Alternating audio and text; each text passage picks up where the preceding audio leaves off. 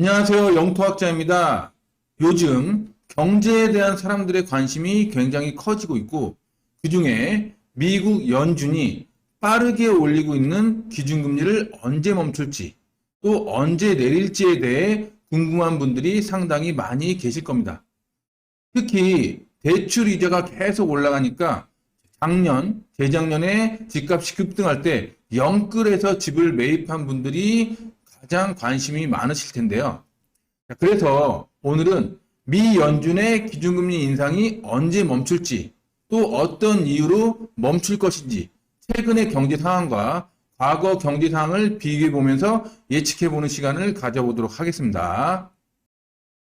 제가 지난 시간에 영국에서 금융위기가 올 뻔했던 사건들을 여러분들한테 설명을 드렸었는데요. 그걸 간단히 요약해 드리면, 영국에서 현재 높은 인플레이션이 발생하고 있는 상황이죠.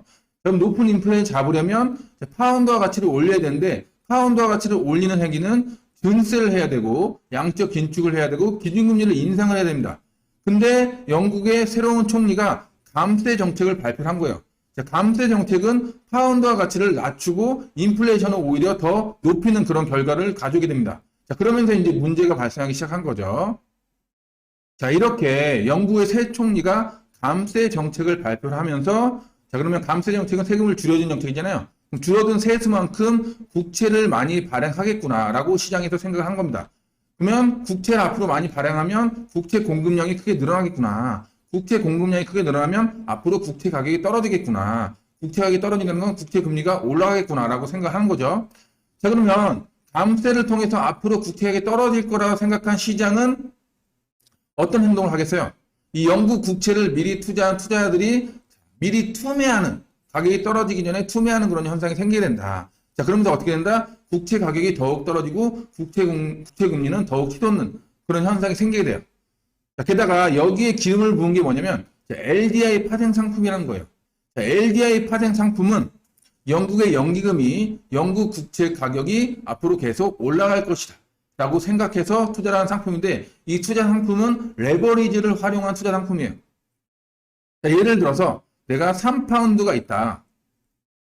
3파운드가 있다고 하면 이 3파운드를 증거금으로 맡기고, 증거금으로 맡기고, 이거를 예를 들어서 한 4배 레버리지를 하겠다고 할게요.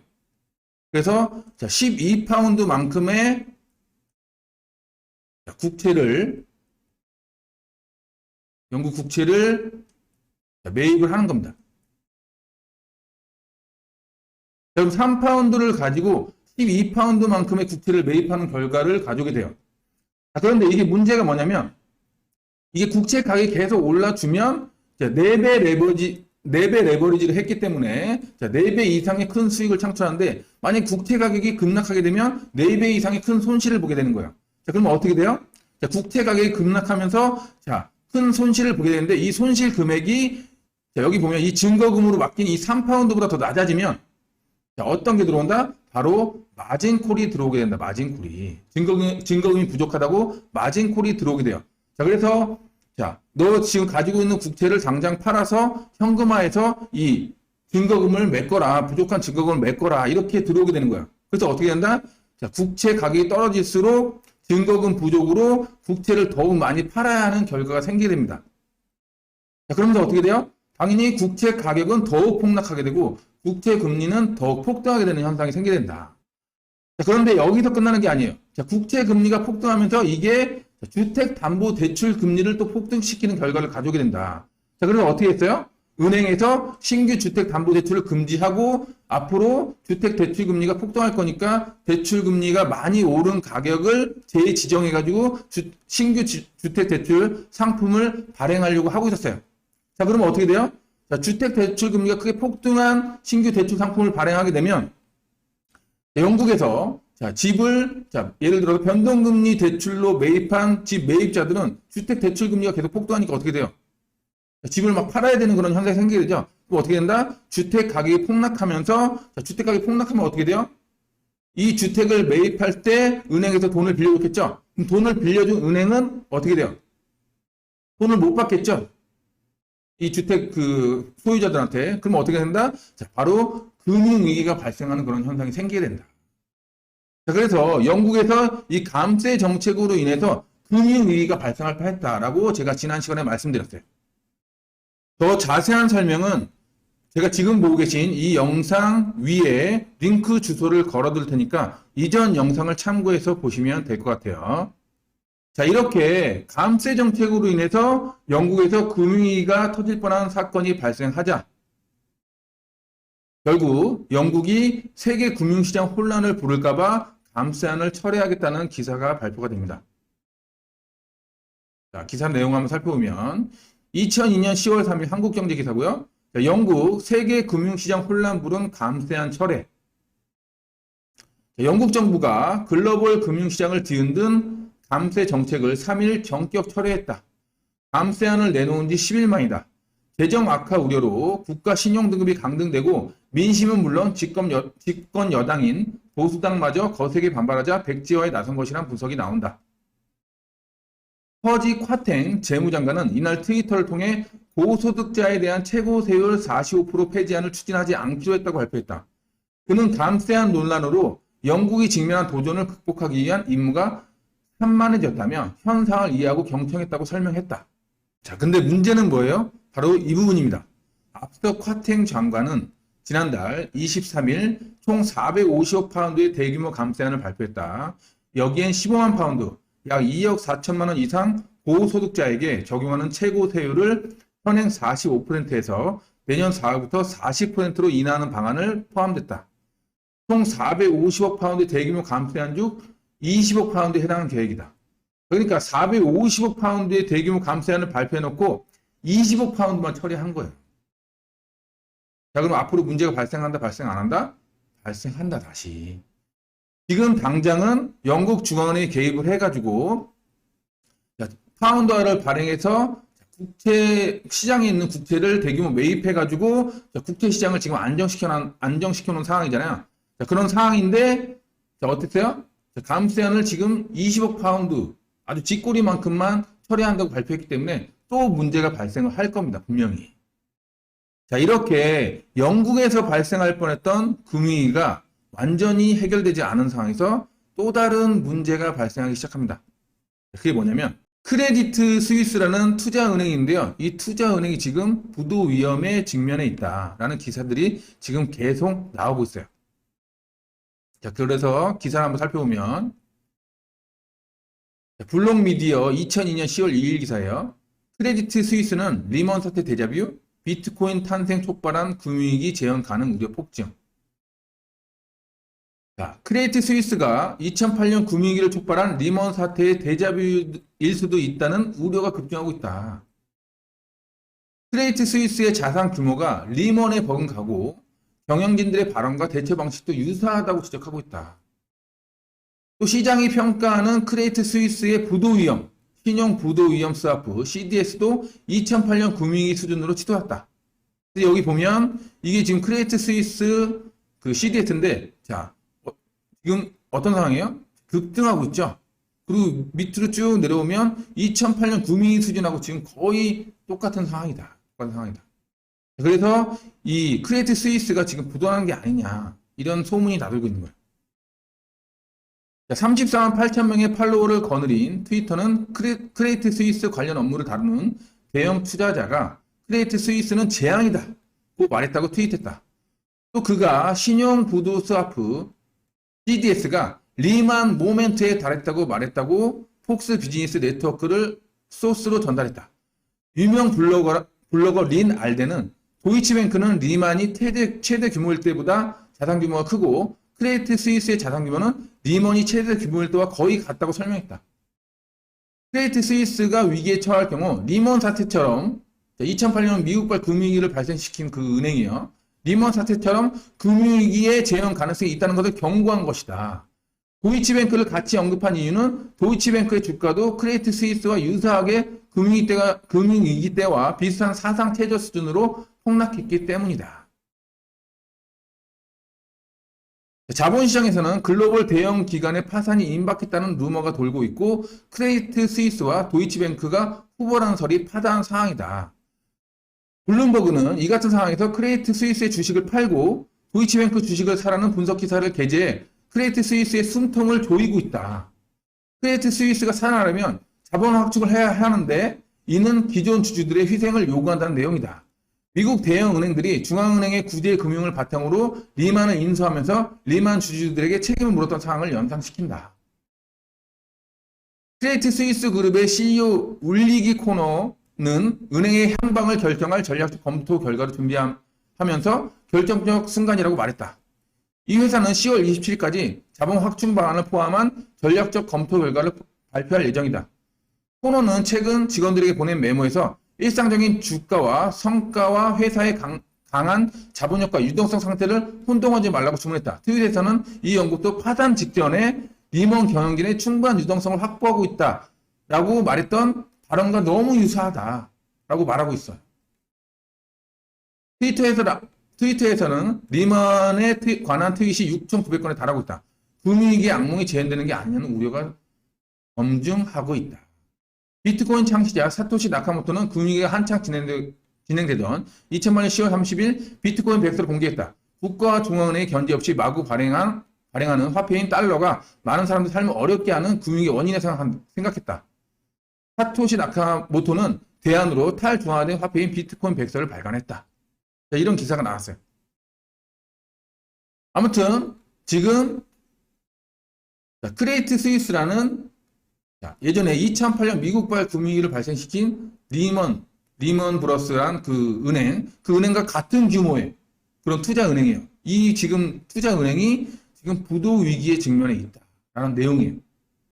자, 중요한 건 이 크레디트 스위스라는 투자은행뿐만 아니라 여러분들이 한 번씩이라도 들어봤을 큰 투자은행들, 노무라증권, 골드만삭스, 모건스탠리 이런 큰 투자은행들도 지금 굉장히 불안한 상황에 놓여 있다. 자, 왜 그러냐면 빌 황이라는 한국계 펀드 매니저가 있었는데 이 빌 황이 운영하는 투자회사가 아케고스 캐피털 매니지먼트라는 투자회사가 있었어요. 근데 이 투자회사에 방금 말씀드린 크레디트 스위스, 노무라증권, 골드만삭스, 모건스탠리 이런 그 큰 투자은행들이 자금을 댄 거예요. 근데 이 빌 황이 이끄는 이 아케고스 캐피털 매니지먼트가 투자에 실패를 한 겁니다. 그러면서 어떻게 해요? 이 회사에 투자한 이 은행들도 같이 큰 손실을 보게 된 거예요. 그 중에 크레디트 스위스가 가장 큰 손실을 지금 본 상황이다. 이렇게 여러분들이 알고 계시면 돼요. 자, 그래서 최근에 이런 기사가 떴어요. 투자은행이 불안하다. 골드만삭스, 모건스탠리, 투자 의견 강등 이런 기사가 떴습니다. 2002년 10월 6일 이데일리 기사인데요. 투자은행이 불안하다. 골드만삭스, 모건스탠리, 투자 의견 강등. 그래가지고 밑으로 쭉 내려오면 골드만삭스, 모건스탠리 이렇게 나오죠. 세계적인 투자은행 골드만삭스와 모건스탠리의 주가가 약세로 마감했다. 애틀랜틱 에쿼티즈가 경기 침체로 IB 사업의 불확실성이 커지고 있다며 투자 의견을 강등한 여파다. 가뜩이나 크레디트 스위스 등의 신용 위기설로 불안한 상황에서 투자 의견 강등 소식이 전해지자 투자 심리가 크게 위축됐다. 이날 골드만삭스 주가는 전일 대비 1.86% 하락했고 모건스탠리는 1.02% 내렸다. 애틀랜틱은 골드만삭스에 대한 투자 의견을 동전 중립에서 비중 축소로 하향 조정하고 목표 주가도 330달러에서 290달러로 낮췄다. 모건스탠리에 대한 투자 의견은 비중 확대에서 중립으로 목표 주가는 95달러에서 85달러로 하향 조정했다. 애틀랜틱은 경기 침체로 IB 사업의 불확실성이 확대되고 있다며 심각한 경기 침체 시 두 기업의 주가는 50에서 60%도 하락할 수도 있다고 전망했다. IB 사업 부진 등으로 실적이 악화될 수 있다는 이유에서다. 골드만삭스와 모건스탠리는 전체 매출에서 IB 부문이 차지하는 비중이 각각 25%, 17%로 업계 평균 10%를 크게 웃돌고 있다. 자, 이런 상황이에요. 자, 그럼 실제적으로 만약에 크레디트 스위스 투자은행이 만약 진짜 부도가 난다. 그럼 어떻게 했어요? 이 골드만삭스나 모건스탠리 주가도 크게 폭락하면서 굉장히 위험한 수준에 도달할 수도 있겠죠. 도미노식으로 위험이 전이되니까. 그죠? 자, 이런 상황이니까 결국 유엔까지 나서서 자, 미국 연준의 금리 인상을 좀 멈춰라. 이렇게 경고를 내립니다. 결국 이런 상황들이 미 연준이 금리 인상을 너무 빠른 속도로 하고 있기 때문에 지금 나타난 상황이잖아요. 자, 그래서 한번 기사를 살펴보면 2022년 10월 4일 매일경제기사예요. 유엔까지 나섰다. 미국 연준 금리 인상 좀 멈춰라. 세계 경기 침체로 몰아넣어. 미국이 금리 1% 올리면 빈국 GDP 0.8% 감소 전망되고 있다. 이런 기사가 떴어요. 자, 미국 연방준비제도 등 주요국 중앙은행의 공격적인 기준금리 인상이 세계 경제를 침체에 빠뜨릴 수 있다고 유엔 산하 기구가 경고했다. 지금 돌아가는, 제가 지금까지 말씀드린 거 봤을 때 돌아가는 상황이 지금 경기 침체를 유발할 만한 뭔가 사건이 터질 것 같잖아요. 그죠? 그래서 유엔이 지금 경고를 하고 있는 겁니다. 월스트리트 저널에 따르면 유엔 무역개발회의는 3일 발간한 2022 무역개발 보고서에서 미 연준이 가파른 금리 인상을 이어가면 개발도상국에 심각한 피해를 줄 수 있다고 우려했다. 개발도상국 뿐이겠습니까? 방금 말씀드린 선진국인 영국도 지금 그 위험한 지금 상황으로 몰리고 있는데, 게다가 큰 투자 은행들도 지금 위험한 상황으로 몰리고 있는데, 그죠? UNCTAD는 보고서에서 연준이 기준금리를 1%포인트 올리면 이후 3년간 다른 부자 나라의 국내 총생산 GDP를 0.5%, 가난한 나라의 GDP는 0.8% 각각 감소시킨다고 분석했다. 올 들어 연준은 5차례에 걸쳐 기준금리를 3%포인트 인상했다. UNCTAD는 이로 인해 가난한 나라들은 앞으로 3년에 걸쳐 경제 생산량이 3,600억 달러, 약 514조 원 감소할 것으로 예상했다. 자, 아울러 연준이 추가 금리 인상을 예고한 만큼 이들 국가의 경제적 피해가 불어날 것으로 내다봤다. 연준 연방공개시장위원회 위원들이 연말 최종금리를 예측한 주간값은 4.4%, 내년에는 4.6%에 달한다. 유럽 중앙은행과 영국 중앙은행도 최근 수십 년 만에 가장 빠른 속도로 기준금리를 끌어올리고 있다. 세계은행에 따르면 1970년 직배를 시작한 이래 가장 많은 중앙은행이 지난 7월 금리 인상을 단행했다. 레베카 그린스판 UNCTAD 사무총장은 제네바 본부에서 진행된 기자회견에서 경기 침체의 벼랑 끝에서 물러설 시간이 아직 있다며 중앙은행들의 현재 정책 방향은 특히 개도국들의 가장 취약한 계층에 고통을 주고 있으며 세계를 경기 침체로 몰아넣을 위험이 있다고 우려했다. 지금 돌아가는 분위기가 연준의 기준금리 인상이 세계를 경기 침체로 몰아넣을 것 같잖아요. 지금. 그죠? 이런 상황이에요. 자, 여러분들이 잘 알다시피 미 연준이 기준금리를 빠른 속도로 올리고 있는 이유는 지금 인플레이션이 너무 높아서 그런 거잖아요. 그래서 인플레이션을 잡기 위해서 기준금리를 빠른 속도로 올리고 있는 거잖아요. 자, 그러면 과거에 인플레이션이 굉장히 높았을 때 정말 기준금리를 빠르게 올려서 인플레이션을 잡았는지, 그리고 기준금리를 안 올렸을 때도 혹시 인플레이션이 잡힌 적이 없었는지, 그거 우리가 확인해 보면 앞으로 미 연준이 어떻게 해서 기준금리를 잡을 것인지 어느 정도 예측이 되겠죠. 그래서 한번 과거로 한번 돌아가 보도록 할게요. 자, 지금 보고 계신 그래프는 한국의 기준금리와 미국의 기준금리, 그리고 미국의 소비자 물가지수를 나타낸 그래프인데요. 이 연두색 점선이 미국의 소비자 물가지수고요. 그 다음에 이 파란색 선이 한국의 기준금리고 이 빨간색 선이 미국의 기준금리입니다. 자, 그래서 과거로 한번 돌아가 볼 텐데요. 자, 과거로 돌아가는 이유는 정말 미국이 기준금리를 계속 올려서 인플레이션을 잡은 적이 있는지, 그러니까 물가를 잡은 적이 있는지 이걸 확인해 봐야 되겠고, 그 다음에 기준금리를 올리지 않았는데도 혹시 물가가 잡힌 적이 있는지, 인플레이션이 잡힌 적이 있는지 이걸 또 한번 확인해 볼 필요가 있겠죠. 자, 그래서 2008년 금위기가 터지기 직전으로 한번 돌아가 보도록 할게요. 이 구간입니다. 이 구간. 자, 그래서 봤더니 2004년부터 2005년 말까지 2% 이하에 있던 소비자 물가 상승률이 어떻게 했어요? 그 이후부터 계속 치솟으면서 4%가 넘어갑니다. 그러니까 어떻게 돼요? 이 물가를 잡으려고 미 연준이 기준금리를 빠르게 올리고 있죠. 자, 그럼 결국 물가는 언제 잡히냐? 자, 물가 상승률보다 기준금리가 더 높아졌을 때 이때부터 물가가 잡히기 시작합니다. 그죠? 요 구간. 그래서 우리는 첫 번째 뭘 알 수가 있다? 자, 기준금리가 물가 상승률보다 높아질 때 그때 물가가 잡힐 수 있다. 인플레이션이 잡힐 수 있다라는 거를 우리가 이 구간에서 알 수가 있어요. 그 다음에 두 번째 구간이 있는데요. 자, 이 구간을 보면 이 구간은 자, 지금 물가가 계속 치솟고 있는데 오히려 기준금리를 계속 내리고 있습니다. 그죠? 자, 그리고 기준금리를 내리고 있는 와중에 더 내리는데도 불구하고 결국 물가가 크게 잡혀요. 이거 보이시죠? 연수의 점선이 크게 떨어지는 거. 자, 그럼 이때는 왜 그랬냐? 이때는 미 연준이 이 물가를 잡겠다고 기준금리를 계속 올리는 상황에서 뭐가 발생한다? 미국의 투자은행인 베어스턴스라는 투자은행이 파산합니다. 2007년 6월에. 그러면서 경기가 침체될 것 같자 미 연준이 물가가 오름에도 불구하고 기준금리를 계속 내려요. 그죠? 그 다음에 결국 2008년 9월에 미국의 제일 큰 은행 중에 하나인 리먼 브러스가 파산을 하면서 결국 미국뿐만 아니라 전 세계의 글로벌 경기 침체를 불러오게 되죠. 자, 그러면서 이제 물가가 크게 떨어지는 그런 모습을 보이게 된다. 결국 우리 두 번째 또 뭐라 할 수가 있다? 자, 경기 침체를 유발하는 이벤트가 크게 터졌을 때, 자, 베어스탠스 파산이나 리먼 브러스 파산, 이런 경기 침체를 유발할 만한 이벤트가 크게 터졌을 때 뭐가 잡힌다? 물가 상승률이 떨어진다. 잡힌다. 라는 우리가 알 수가 있죠.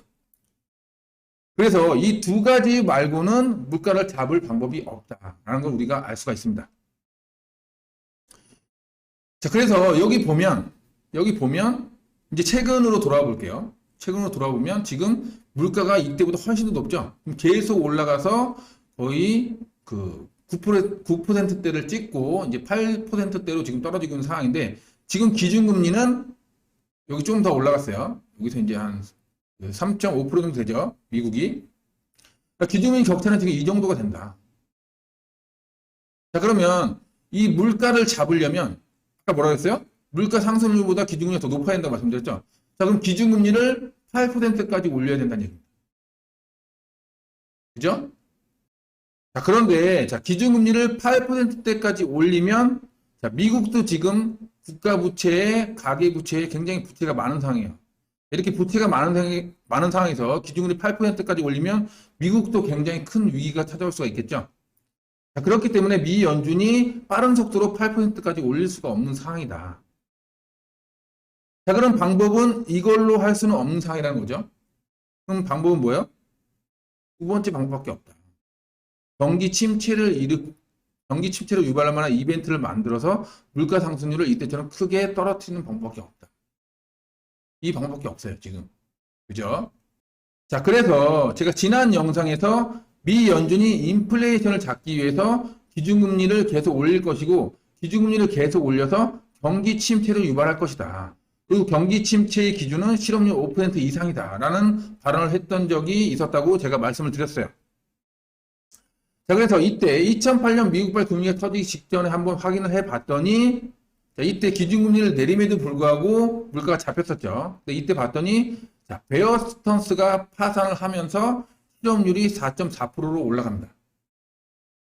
그러면서 2008년 9월에는 리먼 브러스가 파산하면서 결국 실업률이 6.1%까지 치솟습니다. 그러면서 그 이후에 실업률이 계속 치솟아요.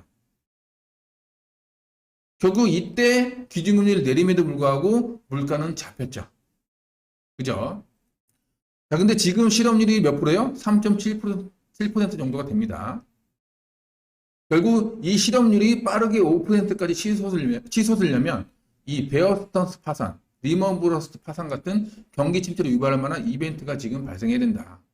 아니면 미 연준이 기준금리를 8% 이상을 올려야 되는데 그건 지금 못하는 상황이다. 라고 정리를 할 수가 있겠어요.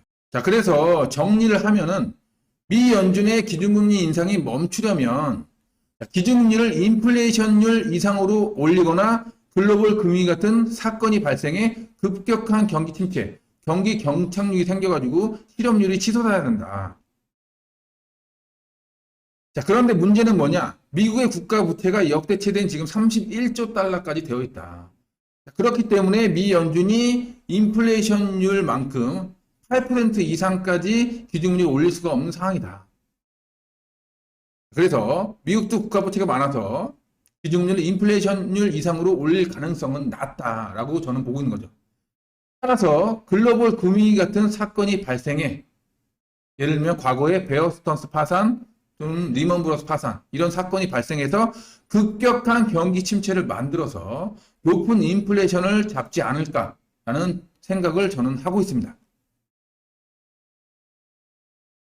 자, 지금까지 알려드린 내용이 시청자분들에게 도움이 되었다면 좋아요, 구독하기, 알람 설정까지 부탁드릴게요.